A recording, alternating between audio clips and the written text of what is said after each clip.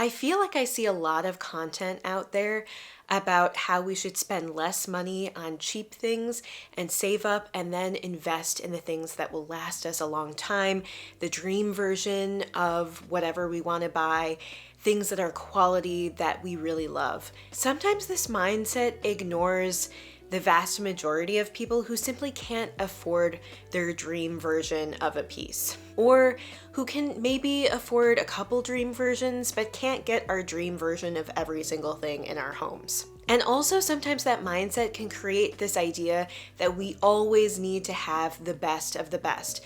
And when we think of best of the best, we think of most expensive. Well, today I want to rethink what we consider the best and actually think about what in my home do I not need to have the most expensive version of? What in my home have I noticed I have a cheap option that works great? And I want to share those pieces with you in case they can help encourage you to feel good about things that you own that maybe aren't the most expensive version, but that work well for you. I'll also try to link some examples below of items in each of these categories in case you're interested, but this video isn't sponsored officially by anyone. In a way, these are little hacks for getting good quality at an affordable price.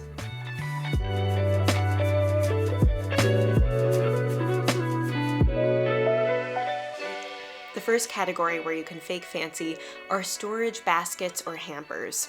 I feel like some of the fancy stores have those ridiculously expensive hampers or baskets where you can throw things, kind of store things in the corner of a room, things like throw blankets or throw pillows. But so often you can get a basket that looks essentially the same, is just as sturdy, will do just as good of a job for way cheaper. You can find them at places like Target, World Market, and quite often if you find one that you like, you'll do just fine.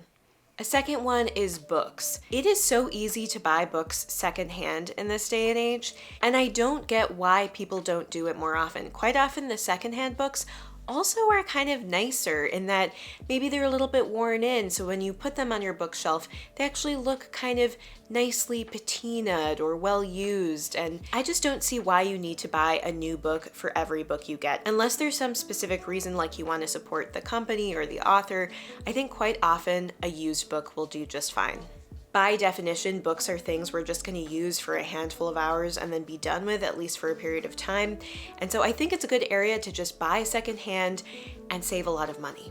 A third category are wooden side tables. I think that as long as the actual materials are good quality and the furniture is made of real wood, quite often you can get these at a way more affordable rate than going to the fancy furniture store. For example, I got these side tables at Etsy for a very reasonable price. They're handmade by somebody, I like how they look, they work just fine, and they're way more affordable than a lot of other similar options out there. A fourth category is curtains. And again, maybe this is one where you want to read reviews or look at the actual materials that the curtains are made out of, but curtains can get ridiculously expensive. And quite often curtains are just kept open most of the time, especially maybe in your main living room area. My recommendation is to go on Etsy because quite often you can have the pieces tailored for you at the right size. You can pick the exact material and color you want, and they're made and shipped just for you, but you're not spending a ridiculous amount of money on them. I'll acknowledge in general curtains are kind of expensive, but I think they can be more affordable on some of these types of sites. Another category is throw pillows. And again, here you want to focus on materials and also comfort, because I think where the luxury fits in, or the luxury feeling, is the comfort of the throw pillow. If you get like a really smushy throw pillow that doesn't feel comfortable, it's not going to feel nice quality. But if you actually try out the pillow, see how it feels, quite often you can get a decently good dupe of the fancy ones. I've found great comfortable throw pillows at places like IKEA, at Target, again, even on Etsy. Or sometimes you can wait till the nice store, the fancy store, has a super sale. Another category where often you can spend a little less are t-shirts. I think sometimes what makes a t-shirt better is the more you use it and the more you wash it, because over time, if the fibers are good, they'll get softer and softer, and it'll even get that kind of worn in look that I think a lot of the fancy companies try to strive for. So I think sometimes just keeping the old t-shirts and wearing them fully out is a great strategy for saving money, but still feeling comfortable and like you have a cool t-shirt on. I think another area where you can save money are flowers. Quite often, grocery store flowers that you put in a vase you already own are just as satisfying as the fancy florist option. Similarly, sometimes I'll use a bouquet of dried flowers that I've purchased on Etsy or something rather than the real thing because they last for months and months, and that way I'm not needing to regularly spend money on fresh flowers.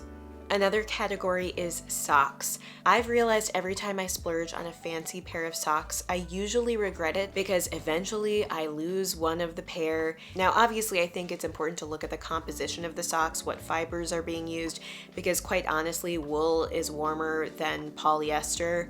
But I think socks is a category where quite often the cheap options do have some good quality fibers. And once you find a version of a sock that's cheap that you like, you can just keep rebuying the same thing. For example, I honestly often buy my socks at Costco. They have great socks. A ninth category is lip balm. Let's be real, there are so many fancy lip balms on the market promising that you'll never have unmoisturized lips again. But quite honestly, some of those classic drugstore chapsticks are the best ones. Things like Blistex, things like Aquaphor. At least for me, those often work the best. A 10th one is water. And obviously this might depend on where you live, but at least where I live, water out of the tap is just fine. It tastes great, it does the job. Now, one way to make it feel a little fancier is to keep a jug of it in the fridge that you refill so that you have cold water available at all times. But I do think that sometimes these fancy Culligan options or these super fancy expensive filters are just excessive, and it's more of a psychological trick you're playing on yourself to think the water is better.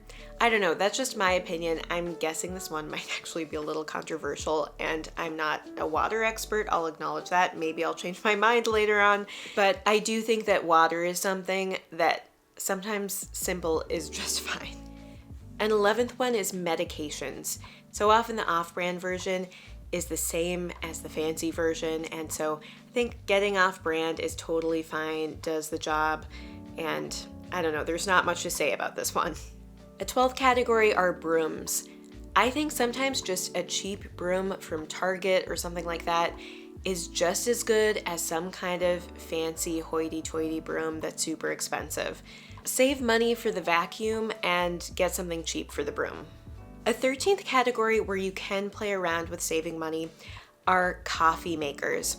Now, this one I think is going to get a little bit of heat because it is true that if you can splurge and get some kind of fancy espresso machine or something, that is really nice. And I say this because actually recently I was tempted to buy this ridiculously expensive coffee machine where you put the beans in and then it grinds it for you, and it can make you a latte or a cortado or whatever you want, and it's super easy. I was tempted, but it was hundreds of dollars and I just knew I didn't have the money for it. I just couldn't buy it.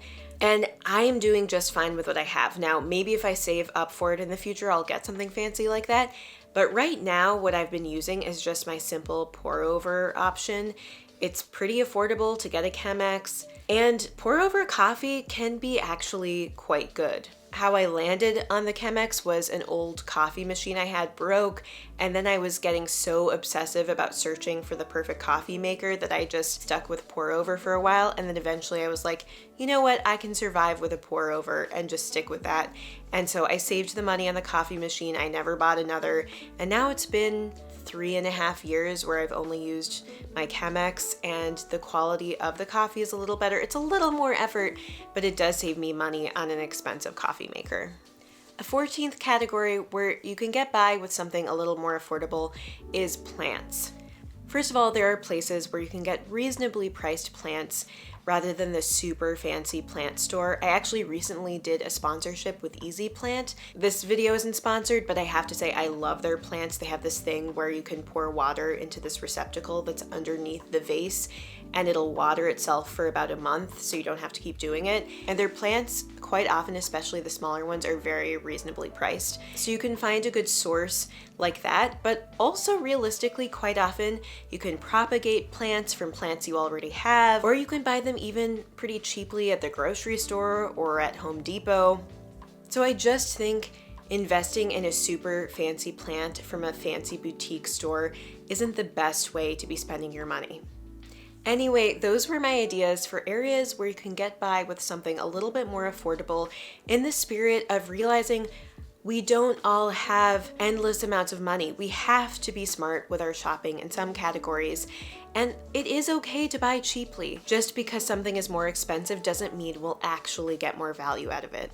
And if we're smart with figuring out what categories we can save money on, then for the categories that maybe matter more to us, we can spend a little bit more of our hard-earned money. Anyway, let me know if there are any categories where you tend to save a little bit of money, where you buy something that's a little bit cheaper. I'd love to hear all of your perspectives. Anyway, if you enjoyed this video, hit the thumbs up button. It's a great way to support the channel. You can also subscribe below for more videos like this one.